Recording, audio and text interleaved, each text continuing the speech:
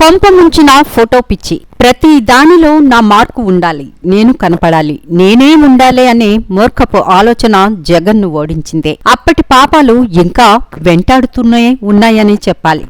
పిల్లలు కొనుక్కొని చదివే పుస్తకాల్లో తన ముద్ర వేయించుకున్నాడనే అపవాదు ముద్ర వేసుకుంటున్న ఆ కథ ఏంటో తెలుసుకుందాం. ప్రభుత్వ బడుల్లో విద్యార్థులకు ఉచితంగా పంపిణీ చేసే పుస్తకాలు కావు.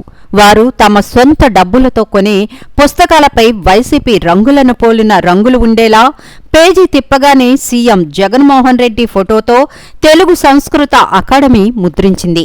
అవి ఏం పుస్తకాలనుకుంటున్నారా? వైసీపీ ప్రభుత్వం ఎన్నికల ముందు డిఎస్సి నిర్వహిస్తామని హడావుడి చేశారు.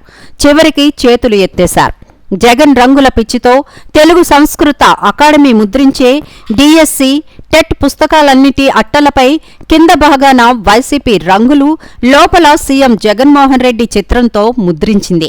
అయితే ప్రస్తుతం కూటమి ప్రభుత్వం వచ్చిన తర్వాత ఎన్నికల హామీలో భాగంగా సీఎం చంద్రబాబు తొలి సంతకాన్ని డిఎస్సి పరీక్షల దస్త్రంపై పెట్టి మాట నిలబెట్టుకున్నారు.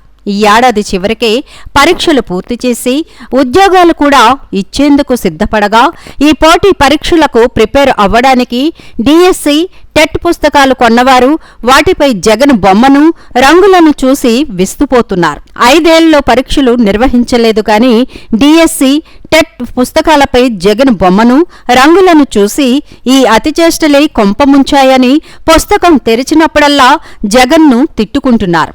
విజయవాడ లెనిన్ సెంటర్లో పుస్తకాల దుకాణాల్లో కనిపించిన దృశ్యం ఇది.